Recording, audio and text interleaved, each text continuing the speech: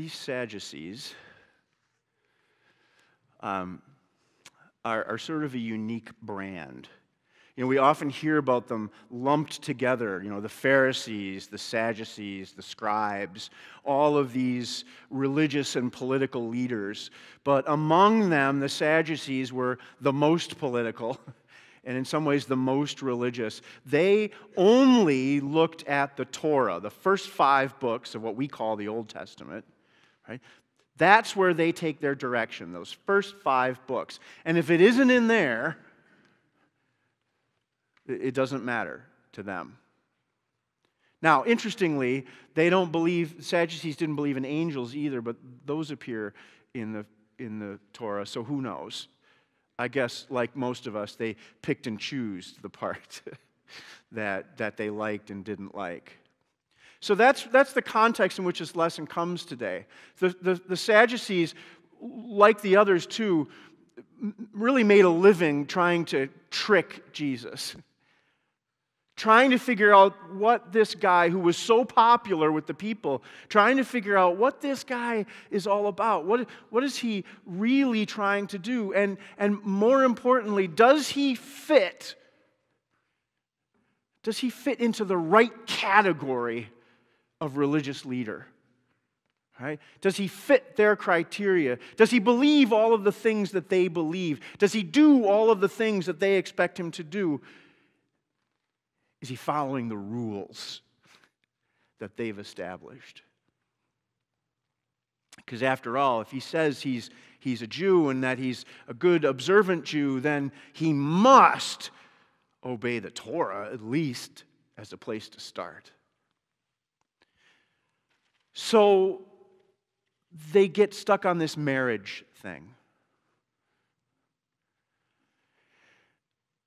But it's really not about marriage.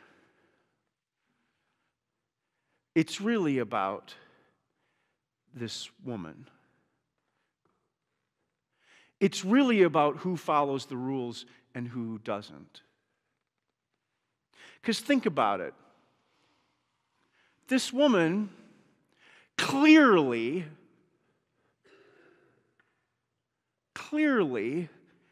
is not bearing children.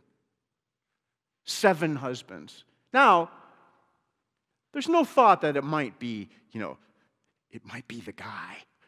Oh, they don't want to go into that because it must be an issue of the woman. Because after all, at the time, and for a long time after that, she had one job. And one job only. And that's to make those babies. So that the husband's lineage and that the husband's name might be carried on. And so she's passed along through 7 brothers. That must have been a thrill for her. She's passed along through these 7 brothers. And the Sadducees, all they can think about is, well, when they die and she dies, who does she belong to? Whose property does she continue to be? And Jesus says, of course, as he always says with these Pharisee and Sadducee questions, you just don't get it, do you? Because it's not just not about marriage. But it's not even about death. You see, because remember, the Sadducees don't care about resurrection. They don't believe it. They don't believe there's such a thing. And Jesus comes to say, no, actually, you should pay more careful attention to what I'm saying. And he says to him very clearly, God is not the God of the dead, but the God of the living. So let's explore that for a little bit. Last year, as you remember from last week, we had 16 funerals. I'm done. I'm not doing any more. Okay? So all of you stay healthy. Stay good. I'm not doing them anymore. which of course is ridiculous. Because the way of life, of course, is to pass through death into life. But you know, most of those funerals, honestly, most of them, I would say probably 12 of the 16, we took a ride out to the Arsenal, to the National Cemetery. Now, I imagine many of you have been out there, but if you haven't, it looks a lot like Arlington, because it's also a national cemetery. Rows and rows and rows of those white tombstones. All the same. You know, the names change, but otherwise, all the same. And as you enter onto the property of the Arsenal and drive through those winding roads, you get a sense of not just the sacrifice that people have made throughout, at least those who are buried there, you know, back to the Civil War, but you get a sense of how death is that great equalizer for all of us. Behind and under every one of those stones is a story, a life that was led. Mothers, fathers, parents, children, from small towns and big cities, people buried there with stories that we don't have time here. There's tens of thousands of people there already. And so as we think about that space, it is easy, especially on the eve of Veterans Day, to get caught in only the remembrance of the dead. At those funerals, we say nice words, right? That's the literal translation of eulogy, good words. We say good things and good memories about the dead. We typically gather afterwards for some kind of meal where we do more of the same. People like me at funerals, pastors and others, stand up and they proclaim the resurrection of the dead. And we remember, as well we should. As well we should.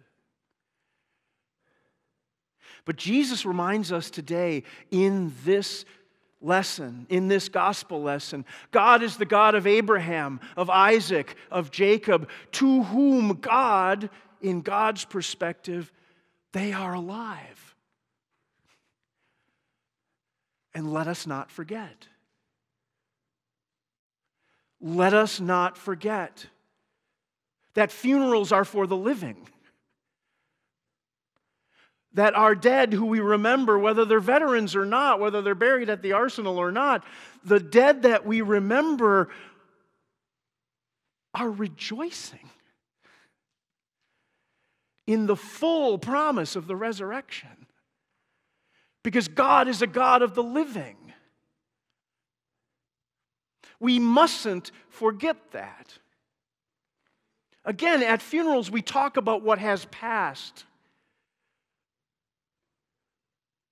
But often we don't spend nearly enough time talking about what is ahead. But that's all right, because the dead don't need it. They are alive. They are alive in a way and a place that we cannot understand, but it is the promise of faith, and it is Jesus' promise in the gospel lesson today. So while I can't think of anybody who likes war, I can't think of anybody who is thrilled with the idea that many of those graves at the Arsenal are occupied by people who were killed in war, we can also see that place and all cemeteries as a place of hope, as a place of reminder that God is a God of the living. That Jesus came, lived, died, and was raised.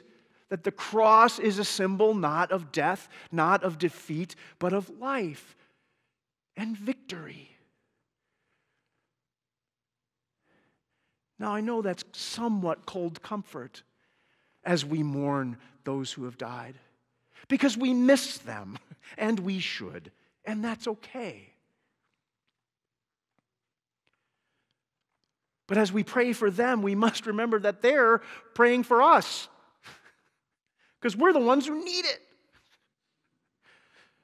We're the ones who need it. I saw a story on the news this morning that reminded me how important, these Sadducees kept saying, well, this woman's body is important, but not for the reasons that it should have been. This woman's body was important to them because it was useful to achieve a goal.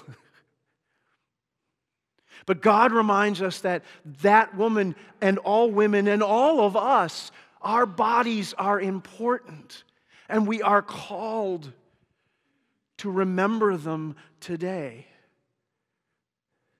There was a story on the news just this morning. You may have seen it. A guy, a veteran of the Gulf War in Alabama, whose car broke down on the way to his VA appointment about 100 miles away. And so he started to walk with his oxygen on. He started to walk what was going to be, it was 100 miles between his house and the VA. He started to walk. And so some police officers heard about the story that, somebody called and said, there's a guy walking down the road with an oxygen tank on. It was across 3 counties, so of course the police, there's jurisdictional issues. So the police were able to coordinate and, drop him off at one county, then the next, and then the next.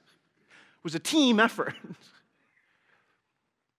He was afraid, he was quoted, he was interviewed, and he said he was afraid that if he missed the appointment, he'd lose his benefits. So he was going to walk. So the police, picked him up. They got him some civilians, some neighbors too, helped him and got him back home too. And all that is great, but that's not even the most important part of the story. The most important part of the story is that his son saw the story on the news. They had been estranged for 5 years, hadn't spoken. And the son said, we got to get back together. We have to reconcile. We have to fix this relationship. That's God at work. That's the Holy Spirit at work. If the cross is not about reconciliation, I don't know what it's about. But because some police officers cared about that man's body, about him, if those police officers and others didn't think that, no, the kingdom isn't just out there somewhere, the kingdom is here, that God's work is here in our world, it's been completed in heaven. If they didn't realize that God's work was still to be done in this place, maybe that guy is still walking.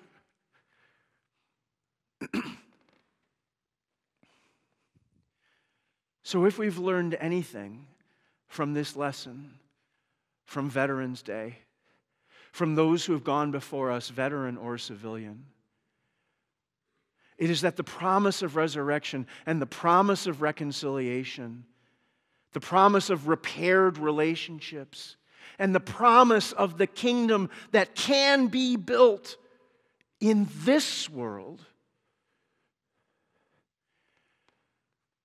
if we've learned anything, it's that God is the God of the living, there and here. So I would offer you up a challenge. Today is Martin Luther's birthday. He's 533. I hope anything I've ever said in my life is still useful 533 years from now. I doubt it. But that being said, if you would like to give Martin Luther a birthday present, here's how you can do it. Martin Luther gave us the gift of this same understanding, that heaven had been secured on the cross. That when we stand at funerals, when we remember veterans and all who have died, when we proclaim Christ crucified and raised at a funeral, we can believe it. We can know it and believe it. And know that our blessed dead are alive and enjoying all that we hope. But that it's not earned, it's given as a free gift from God. What we can do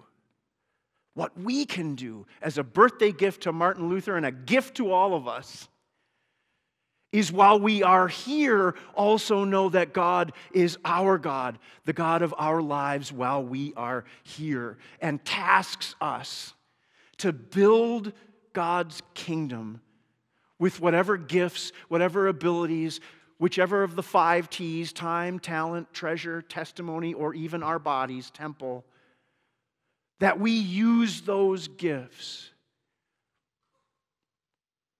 to honor the living, to rebuild broken bodies, to rebuild broken lives, to reconcile where we can. And next Sunday, when we're all together in one service, we're going to be able to give a visible sign on a yellow card that says, God, we are living, and you are our God. And we are here to establish and build your kingdom. A place where people, especially elderly veterans, do not have to walk 100 miles to a VA appointment, but where maybe, as a result, their families might be mended, their lives and their bodies might be healed. Amen.